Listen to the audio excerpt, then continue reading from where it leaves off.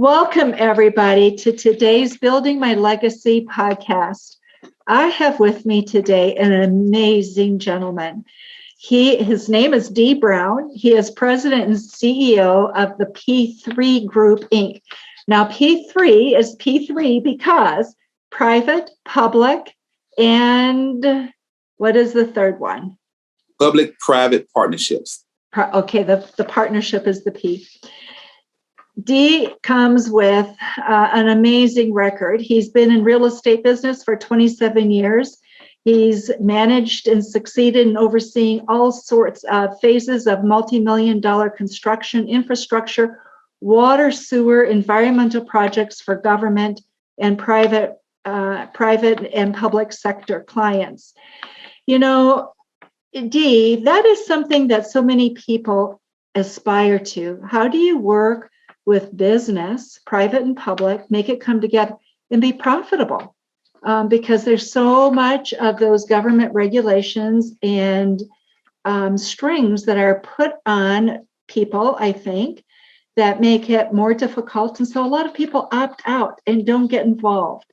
So I want you to talk about that. But before you do, I want to also just share with the audience a little bit more about your background. He's a national advisor on public-private partnerships and the urban redevelopment for the National Bar Association. He's recipient of the National Bar Association Congressional Black Caucus Philanthropy Award. He's recipient of the U.S. Minority Contractors Association, the Thurgood Marshall Legacy Award, and the recipient of U.S. Minority Contractors Award for Sustained Leadership and Success in Project Management, Real Estate Development, and Sales. So you're a part of the Forbes Council on Real Estate, and the list goes on in terms of what you have done, what you've accomplished, the honors that you've received. So congratulations to you. Thank you. Thank you very much. But tell us, how did you get into it? And how have you managed the public and private sector? Sure. So the story spans back, as you mentioned, about 27 years. Actually, I just hit 28 years about a month ago in the business. And I started by going to meetings with one of my uncles who was interested in getting into real estate development. And so I started going to meetings and realized that I really don't have a clue what they're talking about in these meetings. So I was in college at the time, and I started taking real estate courses that led to me getting my real estate license. And so I started out in real estate like a lot of people do, just residential sales. And then I kind of transitioned into doing rehabs. That led into me doing commercial and developments and residential subdivisions. And as I continued my career in real estate development and sales, I became interested in government contracting, particularly after 07, 08, when the market got really soft during the Great Recession. I decided to get into the construction industry, doing highway, street, and bridge construction for government clients. And so in that role, I constructed all sorts of projects from bridges to culverts to demolition of school buildings, et cetera, for government agencies. And we did that and we were very successful.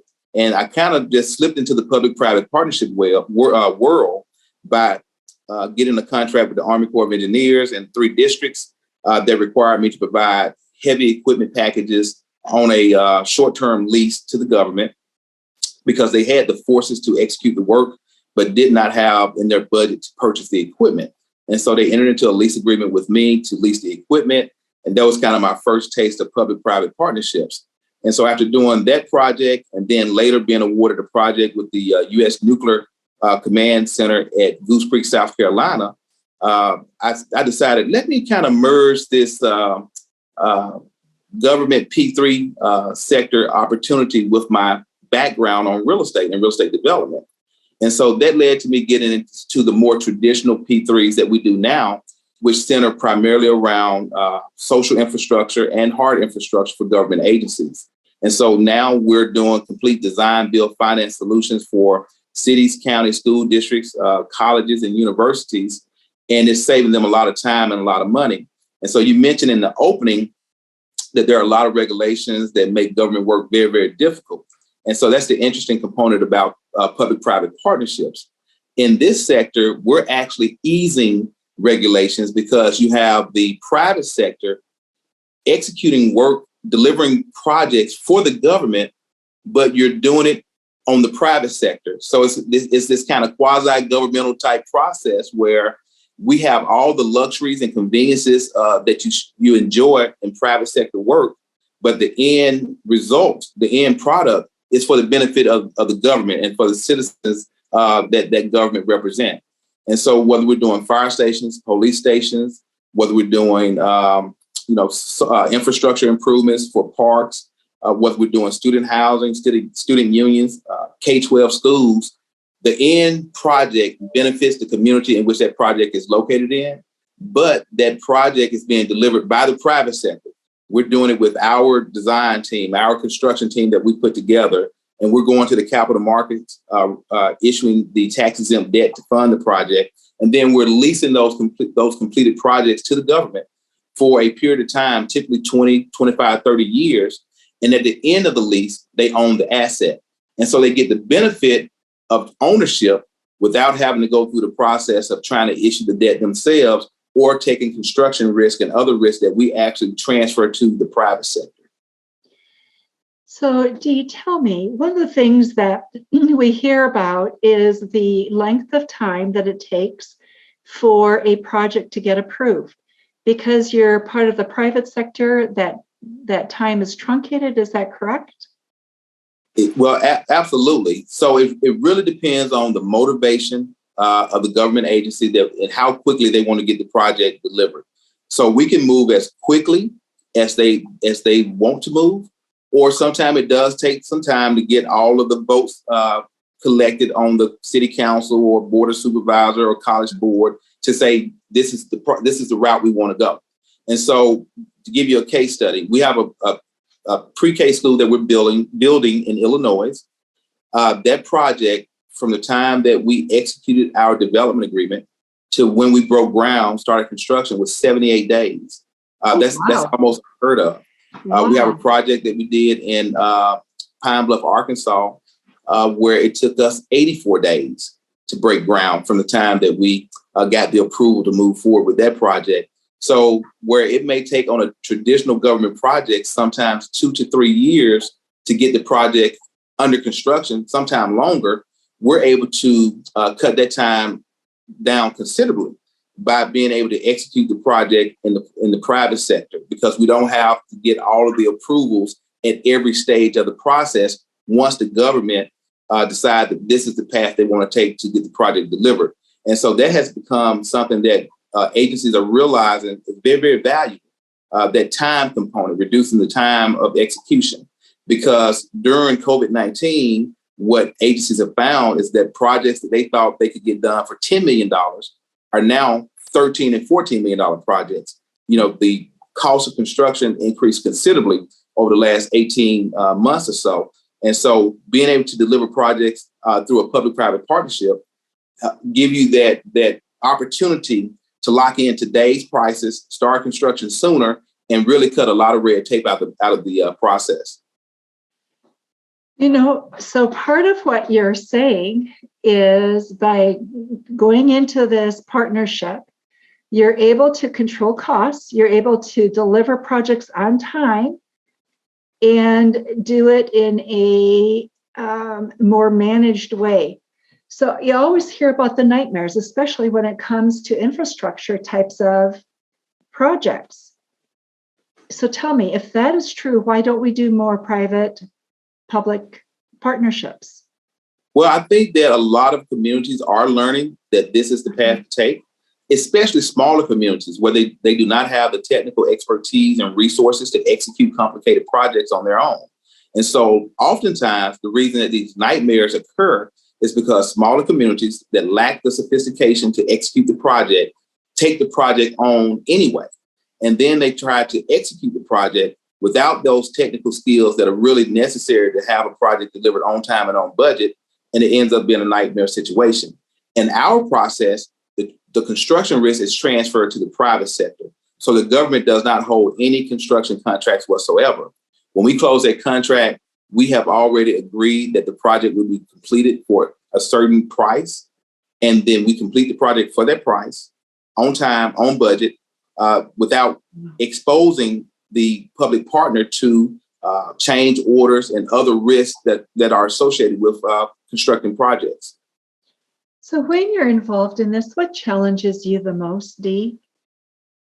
Well, I think the biggest challenge is really educating the community and the community leaders that this process is actually a good process for them, and that though there may be some fees associated with executing this type of project in this manner, there may be some fees that you're not accustomed to seeing in a typical government procurement process, that this process is actually a much more efficient and cost-effective way to deliver projects, because we have an integrated project delivery method that we utilize, meaning that all of our team is integrated from concept through final construction. Our architects, engineers, construction managers, general contractor are all at the table from the concept of the project through the actual completion of construction, which means that the contractor can give the architect real-time feedback as it relates to design decisions that are being made, and what those design decisions,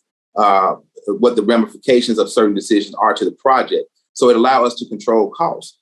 That's a mechanism that does not exist in your typical design bid build process, which is a traditional delivery method that government agencies are used to executing on. And so what happens is that once the architect make a design decision, operating in a silo by themselves, then once it goes out for bid and the contractor gives a price, that is the price. You own that design decision at that particular point, even though it may be cost prohibitive to the project. And so that's why you hear these stories about projects coming in over budget because you lack that integration of all of these technical skills. Dee, what you are doing requires a tremendous amount of sophistication. A lot of moving pieces have to be put in place.